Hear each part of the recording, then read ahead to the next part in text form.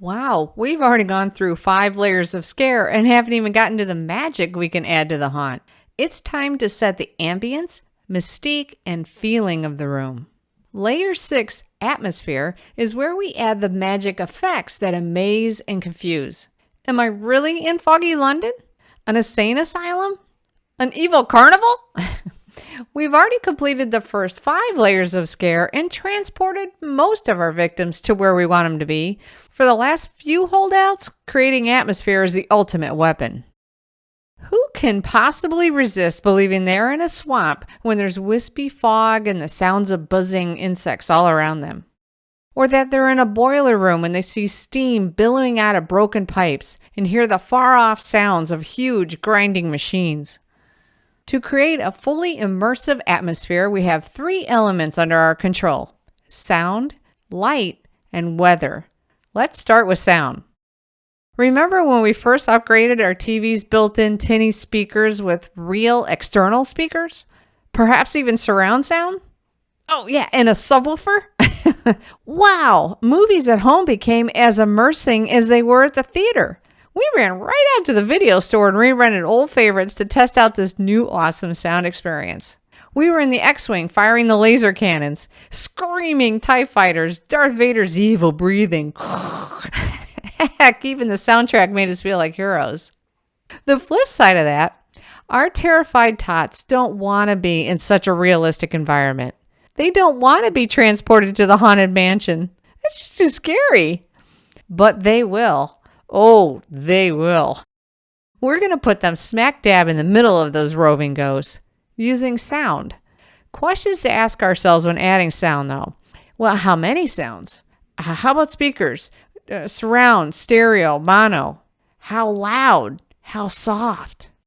A fun way to answer these questions is to imagine being in the setting we're trying to create. Let's use that swamp we were talking about earlier.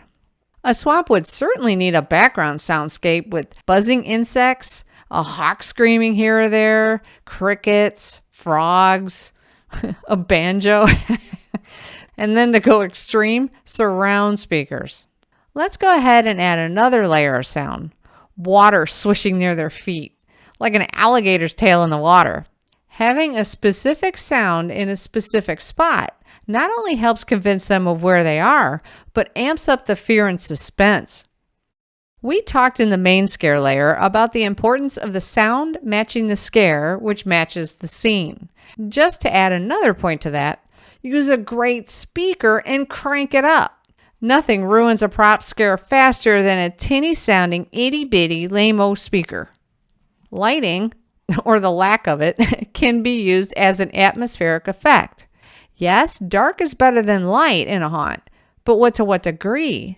If they're in the sane asylum, they'd expect some overhead lights in that clinical atmosphere.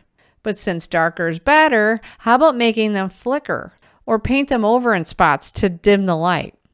Every room of our haunt has an appropriate light level that helps set the atmosphere. But if it's normally light, darken it as much as we can. Think about making one of the rooms be utterly dark. Everyone fears absolute darkness. When we force the tots to grope their way around the room, they're instantly terrified. Want an easy scare? Spring a bright light on them. Can't fight instinct. Dark is scary. Sudden bright light is terror. The use of strange colored lighting combined with fog creates that surreal atmosphere that gives a pretty big clue as to why those insects are so big. Another atmospheric effect that light can bring is LED light washes that emerge out of a hidden area. I bet that alien blue light was also pulsing. If you haven't listened to Revenant's Theater of the Mind segment on Hauntcast, you're missing a treat.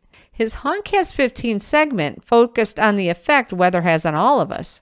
He brought up a point I'd never considered before. Man is instinctively afraid of the weather.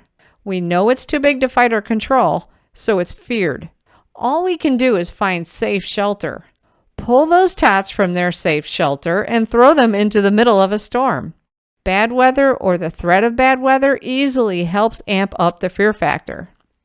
Lightning machine, fan, hazer, water, fog machines, tools that we can use to control the weather in a haunt. Lightning machines are great for a graveyard scene.